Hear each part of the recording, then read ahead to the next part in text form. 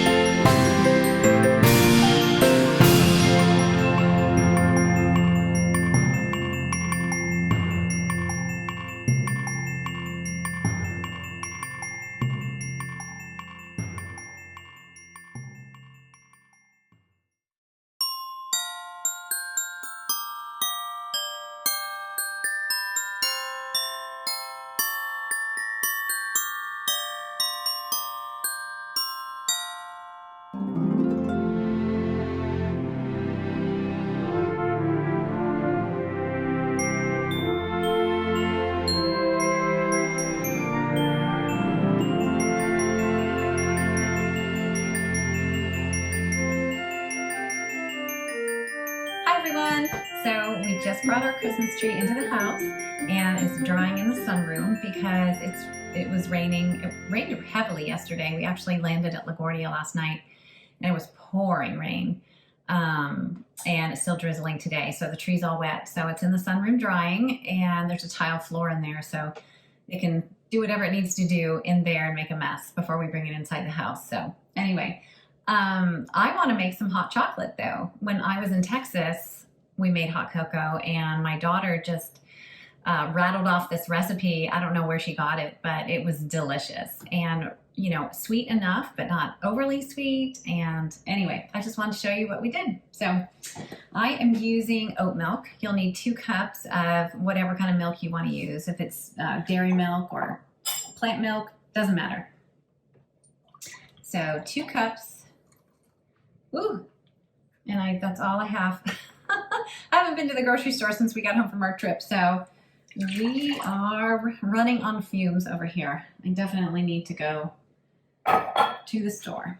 So 2 cups of whatever kind of milk you want to use and 2 tablespoons of cocoa. This is Dutch processed cocoa, but you can use natural cocoa, use whatever you want. This is unsweetened though, so just keep that in mind. I did ask our friendly digital assistant here in the house what alkalized cocoa is, or Dutch cocoa, and it actually, they add alkali to it and it kind of cuts the bitterness, but I love dark chocolate. I love bitter chocolate. So anyway, I think this is all I could find on the shelf when I went looking.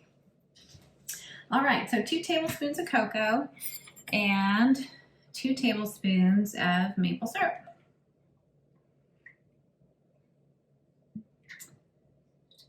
And this is what she told me to do, but of course I had to add my own 2 cents, which is a pinch of salt, and this is kosher salt, and by a pinch I just mean like a couple flakes, and some homemade vanilla. I made this last year for the neighbors, And I try to keep a bottle around for myself too. There's vanilla beans in here infused in vodka. So yeah, just a little drizzle of vanilla. Not too much, maybe half a teaspoon, quarter teaspoon, something like that. So yeah, then turn the heat on and get a whisk. I'll go get one, I forgot. All right, and just give that a stir. The cocoa will dissolve as the milk heats up, and you really only need to heat it to, you know, drinking temperature, however you like to drink it. So.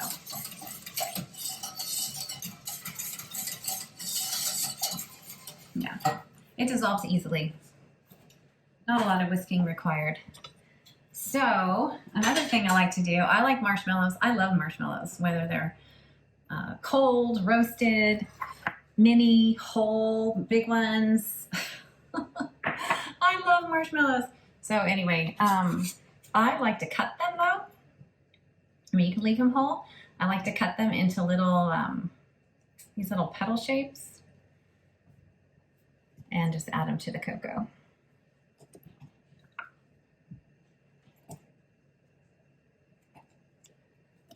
It's funny, when my son was little, and by little I mean maybe 5, he wanted to have a cooking show. So I don't know if we set up, I think we had phones at that point, and so we did a little cooking show video, and yeah, so cute. He actually grew up to be, he's done a lot of cooking, you know, professionally. He doesn't do that now. He's actually a real estate agent, but yeah, he's my little chef. He actually, you know, the girls cook because they're moms and they, you know, they want to feed their families, but he really enjoys baking, cooking, whatever it is. So yeah, he's my little chef, my 28-year-old. Anyway, we're gonna wait for this to heat up and I'll be right back.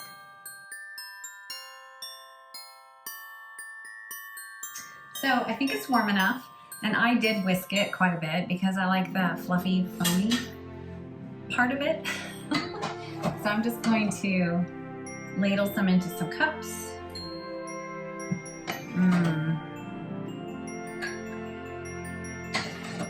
My husband's upstairs working in his office, so I'm gonna bring him some hot chocolate because it really wasn't his idea to go get the tree today, it was mine. So yeah, I appreciated that he made time in his day to go do that.